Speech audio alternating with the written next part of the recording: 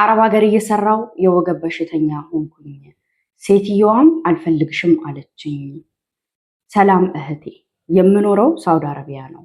ከመጣው 8 ዓመት ሆኖኛል። የመጣሁት በልጅነቴ ነው፣ ቢያንስ በ18 ዓመቴ።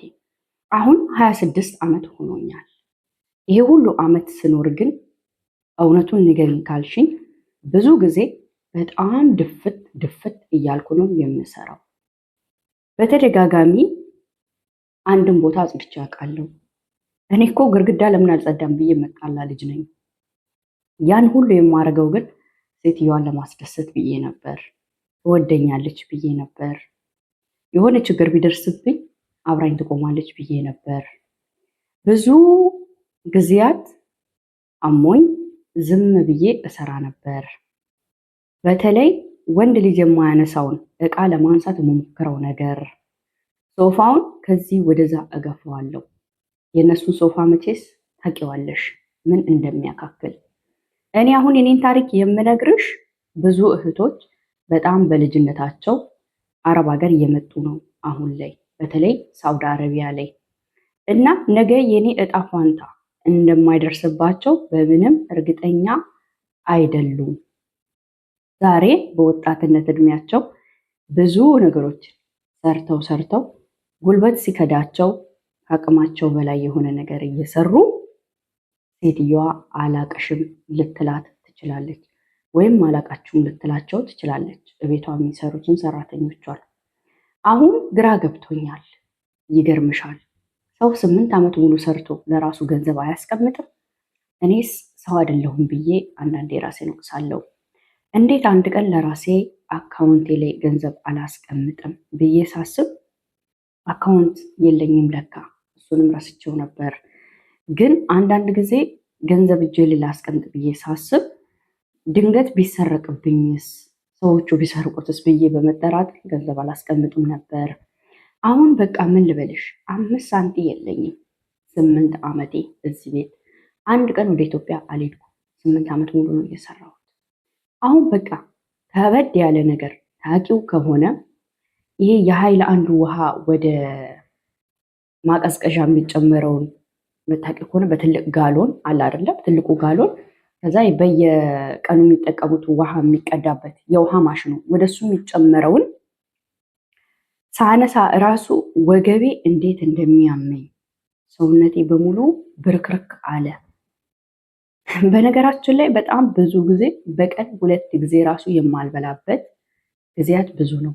ምግብ ጠፍቶ ሳይሆን እኔ ስራ እያልኩኝ፣ በዛ ላይ ደግሞ የመጣው አካባቢ እፈራ ነበር። በጣም ነበር የምፈራው። ሴትዮዋን ለምን በላሽ ብላ ትናገረኝ ይመስለኛል እና አልበላም ነበር። አንዳንድ ጊዜ ራሴ ነው በሽታ ላይ እንድወድቅ ራሴን ያደረኩት ብዬ አስባለሁ። ምክንያቱም ቢያንስ ምግብ እንኳን በስነ ስርዓት ብበላ ኖሮ ስራውን መቋቋም እችል ነበር። ሄዶ ይኸው ጎዳኝ፣ ወገቤ በሽተኛ ነው። ኢትዮጵያ ያሉ ሰዎችን ከነመፈጠራቸው መርሳት ይሻላል። 8 ዓመት ሙሉ አግዣቸው ረድቻቸው ልመጣ ነው ያመመኝ ነው ስላቸው ኢትዮጵያ ምንም የለም አሉኝ። እባክሽ ቲክቶክ ላይ ከፍቶኝ ብዙ ጊዜ ቪዲዮ ፖስት አድርጌያለሁ፣ ግን ሁሉም አይዞሽ ነው የሚሉኝ። እያለቀስኩ ፖስት ማድረግ እንጂ ምን እንደሆንኩ እንኳን አልናገርም። ብናገርም የራስሽ ጥፋት ነው ይሉኛል። ምክንያቱም የሰው ልጅ እንዴት እንደ ማሽን ሳይበላም ይሰራል፣ እንዴት ሁሌ 8 ዓመት ሙሉ በየወሩ ለቤተሰብ ይልካል። እና ብዙ ጊዜ ቲክቶክ ላይ ስለማይሽ ነው በውስጥ የጻፍኩልሽ። እህቴ ምን ትይኛለሽ? ሀሳቤን ለሌሎች እህቶች ስለሚያስተምራቸው ዩቱብ ቻናልሽ ላይ አቅርቢው። ብዙ እህቶች የማይገባቸው ቦታ የሚወድቁት ከአረብ ሀገር ተመልሰው ወደ ሀገራቸው ሲሄዱ ገንዘባቸውን ስለሚሰጡም ነው። እነሱም አረብ ሀገር በሚሰሩ ጊዜ እራሳቸውን ስለማይጠብቁ ነው ብለሽ ብዙ ጊዜ ቲክቶክ ላይም ተናግረሽ አይቼሻለሁ። በዚሁ አጋጣሚ ስለ አረብ ሀገር ለምትሰጪው ሀሳብ አመሰግናለሁ። ቢያንስ እኛ ተጎድተናል፣ ሌሎች እንዳይጎዱ ታደርጊያቸዋለሽ። ችግሩ እኛ መስማት እንጂ ማዳመጥ አናውቅም። መስማት ማለት ያው ታውቃላችሁ፣ መስማት ሁሉንም ነገር መስማት ነው። ማዳመጥ ደግሞ አንድን ነገር ከልብ ማዳመጥ እና እህቴ ምን ትይኛለሽ? ምን ትመክርኛለሽ? እኔ አሁን የ8 ዓመት ልፋቴ ዜሮ። ሴትዮዬ ትወደኛለች ታከብረኛለች ብዬ ያሰብኳት ሴትዮ ግርግዳ ለምን አልጸዳም ብዬ እየተጣላው ከግርግዳ ጋር ሳጸዳ ምንጣፍ የሆነ ቡና ጠብ ካለበት ያንን ምንጣፍ ፈግፍጌ አጽድቼ ቤቷን ወለል አስመስዬ እንዳልኖርኩኝ ዛሬ ይኸው ሲያመኝ አልፈልግሽም አለች ትላለች የኛ ባለ ታሪክ። ይሄ እንግዲህ የብዙዎች እህት ታሪክ ነው። በጣም የብዙ እህት የአረብ ሀገር ታሪክ ነው። እኔ ብዙ ጊዜ እንደምናገረው ወደፊት የምናገራለው አላቆመም ይሄን ነገር ማለት ነው። እናንተ ደግሞ ማዳመጥ ብቻ ሳይሆን መስማት ብቻ ሳይሆን አዳምጡ፣ መስማት ብቻ ሳይሆን አዳምጭኝ ማለት ነው። እንኳን አይደለም አረብ እህቴ ላንቺ ነው። እንደገና ደግሞ ቤተሰብ የምትሏት ነገር ካለ ከስር በኮሜንት ጻፉላት። ልጅ 8 ዓመት የሰራችበት ገንዘቧ የለ፣ ሴትዮዋ አልፈልግሽም አለቻት። ታመመቻ፣ እንደ ድሮ አሰራ፣ እንደ ድሮ አለፋ፣ እንደ ድሮ አደክምም፣ ምን ትሰራላታለች? እኔም በእሷ ቦታ በሆን እንደዛ ነው የማደርገው። ግልጹ ንገረኝ ካልሽ እንዴ ኢትዮጵያም እኮ እናውቃለን እኮ አይደል? ቤታቸው እኮ እየሰራሽ የሆነ የጤና ችግር እኮ ካለብሽ አንቺን በቃ አንፈልግሽም ብሎ ሌላ ሰራተኛ ነው የሚያስገቡት፣ እንኳን አረቦች። ስለዚህ አንቺን ብትሆኚ በእሷ ቦታ ታረጊዋለሽ። ስራዋን በስነስርዓት ካልተሰራ፣ ልብሷ በስነስርዓት ካልታጠበ፣ እንደ ድሮ የምታደርጊያቸው ነገሮች ከቀነሱ አልፈልግሽም ትልሻለች። ማንም ቢሆን የሚለው ነገር ነው ይሄ። እሷ ብቻ ሳትሆን ማንም ይለዋል። ማንም ቤት ውስጥ ሰራተኛ ቀጥሮ የሚያሰራ የትኛውም ሰው ይለዋል። ስለዚህ ይህንን ነገር አክሴፕት አድርጌው ሴትዮዬ ለምንድን ነው 8 ዓመት ሙሉ ሰርቼ ዋጋ ከፍዬ አልፈልግም ያለችኝ የሚለውን እኔ የነበርኩት አንድ ባዳ ቤት ነበር። እንኳን አይደለም ባዳ እናት አባት ጤነኛ ካልሆንሽ ፋሚሊ አይፈልግሽም። ስለዚህ እውነቷን ነው። ካልሰራሁላት፣ ካለፋው፣ ቤቷን ካላጸዳው፣ ልጆቿ የሚፈልጉትን ነገሮች ካላረብ ምን ልታረግ ታስቀምጠኛለች? እኔም በእሷ ቦታ ብሆን ቤቴ እንደዚህ አይነት ሰራተኛ ብትኖረኝና የሆነ ችግር ቢደርስ ምሰራዋን ነው ማመጣው ብለሽ ራስሽን አሳምኚ። ስለዚህ የመጀመሪያው ሴትዮዋ እውነቷን ነው፣ ግልጹን ስነግርሽ ማለት ነው። መጀመሪያ ግን አንቺ ጥፋትሽ እዚህ ጋር ነው። እኔ የተለያዩ ቪዲዮዎች ዩቱብ ላይም ሰርቻለሁ፣ ቲክቶክ ላይም ሰርቻለሁ እና አንቺ ከኢትዮጵያ የምትወጪው ከነጤናሽ ነው። ልትመለሽ የሚገባውም ደግሞ በዛው ልክ ከነጤናሽ ነው። የሰው ልጅ እንዴት ሜዲካል ተመርምሮ አሻራ ሰጥቶ ሙሉ ጤናው ተረጋግጦ ወጥቶ ከዛ ገንዘብ ይዞ በሽተኛ ሆኖ መመለስ? እርግጠኛ ሆኜ የምነግርሽ ኢንሚሊየን ገንዘብ ቢኖርሽ ኢንሚሊየን ጤናሽን አይተካልሽም። አሁን አንቺ ወገብሽ ታመመ፣ አቅም አጣሽ፣ 18 ዓመት ልጅ ሆነሽ መተሽ አሁን 26 ዓመት አይደለም? አየሽ ምን ያህል ልጅ ነበርሽ? ምን ያህል ደግሞ ከባድ ስራ ስትሰሪ ነበር? ሶፋ መግፋት፣ ሶፋ ማንሳት። እንዴ እነሱ ጋር ሲጀምር በዘዴ በብልጠት ሳምንት ካጸዳሽ ሳምንት እየዘለልሽ፣ ወር ካጸዳሽ ወር እየዘለልሽ ነው ሶፋ ስርስሩን እንጂ በየጊዜው ሶፋ ምትገፊ፣ በየጊዜው ሶፋ የምታንቀሳቀሽ፣ በየጊዜው አልጋ ከዛ ወደዛ የምታንኳትች ከሆነ የምታንኳትች ትልሽ የምትገፊ ወይም ደግሞ እንዲህ ለማንሳት የምትሞክሪ ከሆነ እንዴ እስካሁን ድረስ ራሱ በህይወት መኖርሽ ተመስገን በይ። ምክንያቱም እኔ አውቀዋለሁ የእነሱን ቤት ሶፋ፣ እኛ ቤት ያለው ሶፋ፣ እኛ ቤት ያለው ሶፋ ትልቀቱን አትጠይቁ። አልጋቸው ምን እንደሚያካክል ፍራሹ ራሱ እንደዚህ ይህን የሚያካክለው ማለት ነው። አረ ይህን የሚያክለው በጣም ትልልቅ ነው። የሴት ልጅ ጉልበት ደግሞ ያንን ማንሳት አይችልም። በዘዴ ነው መጸዳት ያለበት የአረብ ሀገር ቤት። ገብቶሻል?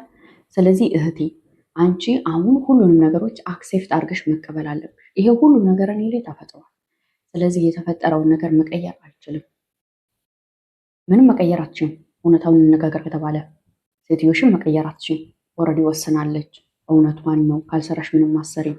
ቤተሰቦችሽንም ደግሞ የሰጠሻቸውን ገንዘብ በየወሩ ስትሰጫቸው ስለነበረ እነሱ የሆነ ድርጅት አላቸው። ከዛ ድርጅት ገንዘብ እየተላከላቸው ነው እንጂ የሚመስላቸው አረብ ሀገር ያለች እህት፣ አረብ ሀገር ያለች ልጅ፣ አረብ ሀገር ያለች ወጣት ዋጋ ከፍላ ነው የምታመጣው ይህን ገንዘብ እና የሆነ ነገር ላይ እናርገው፣ የሆነ ቦታ ላይ እናስቀምጠው አይሉ የሆነ በቃ በየጊዜው የማያቋርጥ ገቢ የሚያመጣላቸው ፋብሪካ ነው የሚመስላቸው ከአረብ ሀገር በየጊዜው ገንዘብ ስትልክ፣ በየወሩ ገንዘብ ስትልክ።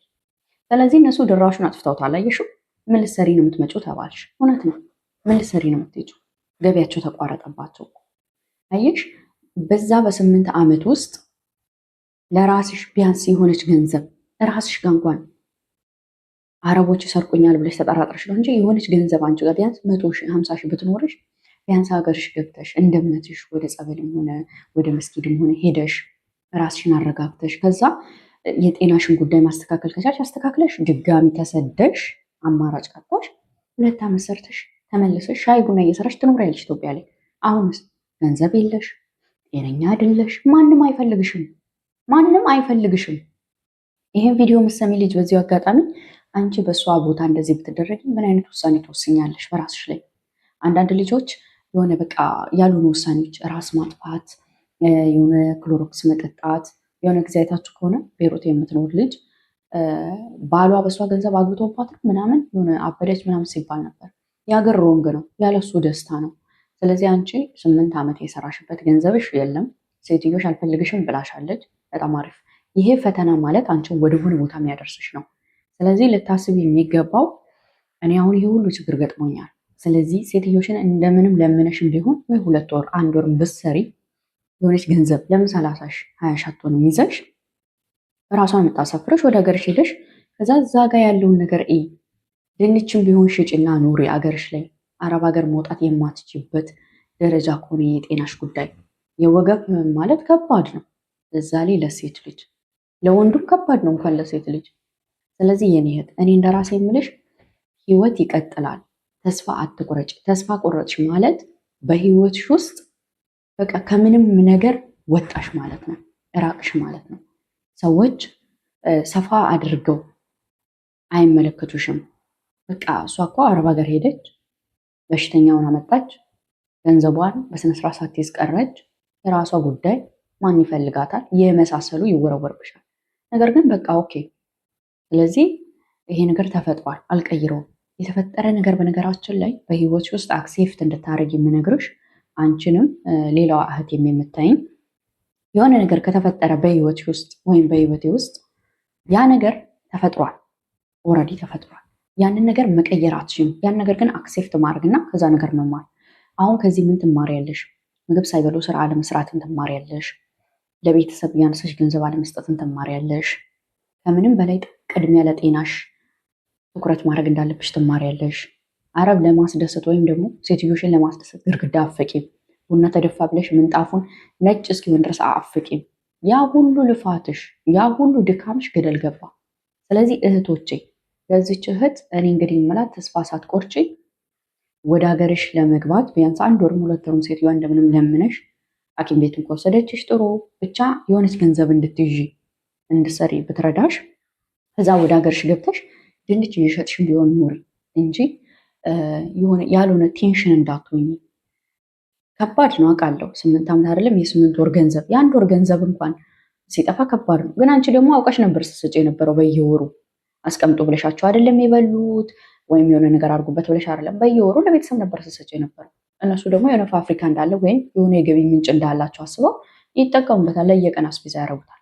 ከዛ አንቺ ትርፍሽን የላክሽ ነው የሚመስላቸው ነው። አንቺ ለራስሽ ያስቀምጠሽ ከዛ የተረፈሽን የላክሽ ነው የሚመስላቸው እንጂ ሙሉ የወር ገንዘብሽ እንደምትልኪ ራሱ አያውቁ።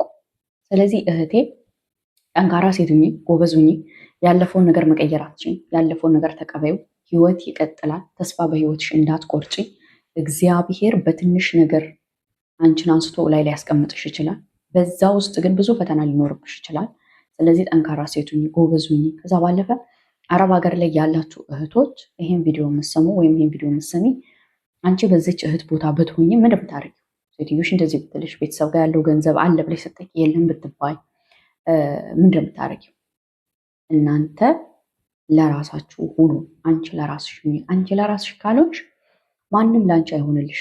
አረብ ሀገር ስትሰሪ ጤናሽን መጠበቅ፣ ምግብ መብላት፣ ውሃ መጠጣት፣ ደሞዝሽን መያዝ፣ ይነስም ይብዛም ደሞዝሽን ያዥ። ነገ ብትወድቅ የሚያነሳሽ ደሞዝሽ ነው። ልጅ አሁን ገንዘብ ቢኖራት በገንዘቧ ትታክማለች፣ ጤናዋን ትጠብቃለች። ሴትዮሽ ሂጂ ብትላት እሺ ችግር የለውም አመሰግናለሁ ብላ ወደ ሀገሯ ትገባለች። ቤቷን ተከራይታ አገሯ ላይ እንደ እምነቷ ወደ ገዳም ወደ መስጊድ ትሄዳለች። ጤናዋን ትጠብቃለች፣ ትንከባከባለች። የሆነ ስራ እየሰራች ህይወቷን ትኖራለች። አሁንስ ወይ ከጤናዋ የለች፣ ወይ ከገንዘቧ የለች፣ ወይ ከፋሚሊ የለች፣ እዛው ሁኚ የሚል ፋሚሊ። ፈጣሪ ሆይ ኧረ እንደው ምን አይነት ጭካኔ! ይሄ ሁሉ ጊዜ እኛን አገልግላናለች፣ አኖራናለች። እቺ ወርቅ ናት፣ እቺ ለእኛ ስጦታችን ናት ብለው ነይ ብለው የጤናዋን ጉዳይ እንድትንከባከብ ማድረግ ሲገባቸው አረ ምን ልታደርጊ ነው የምትመጪው እንዴ ምናምን ይላይክ አንደርስታንድ አደረጋቸው ይሄን ነገር። ስለዚህ ነገ አንቺም እንደሷ የማትባይበት ምንም ምክንያት የለም። ብልጥ ሰው ከሰው ይማራል፣ ሞኝ ሰው ደግሞ በራሱ ሲደርስ የሚባል አባባል አለ። ስለዚህ ብልጥ ሆናችሁ ከእህቶች ተማሩ፣ ብልጥ ሆናችሁ ከነዚህ እህቶች ተማሩ። በእኔ የደረሰ በሌሎች አይደርስ ብላን ያካፈለችን። ለአረቦች ብዙ ጊዜ ዝርግፍ እያሉ መስራት፣ ምግብ ሳይበሉ መስራት የሚያመጣውን ዋጋ የሚያስከፍለውን ዋጋ ይኸው ለቤተሰብ በየጊዜው ገንዘብ መላክ በየወሩ እንደ ኢቲኤም እናንተ እንደ ፋብሪካ ገንዘብ መላክ የሚያስከፍለውን ዋጋ ይኸው ስሙት በደንብ ማለት ነው። ስለዚህ እህቴ አንቺ በሷ ብታብቶኝ እንደምታደርጊ ኮሜንት አድርጊ። በሌላ ቪዲዮ እንገናኛለን። አንቺ በጣም ጎበዝ፣ በጣም ጠንካራ፣ በጣም ጀግና ሃርድ ወርከር ሴት ነሽ። እንዳንቺ አይነት ሴት እዚህ ምድር ላይ የለችም፣ ልትኖርም አትችልም። በህይወትሽ መቼም ቢሆን ተስፋ እንዳትቆርጭ፣ ሁሌም ቢሆን ወደ ህልምሽ እየሄድሽ ቤተሰቤ ስለሆንሽ፣ ተከታይ ስለሆንሽ፣ አክባሪ ስለሆንሽ በጣም ነው የማመሰግነው። ቤተሰብ እንዳጠቃላይ ሁላቸውንም ከልብ አመሰግናለሁ። በሌላ ቪዲዮ እስክንገናኝ መልካም ጊዜ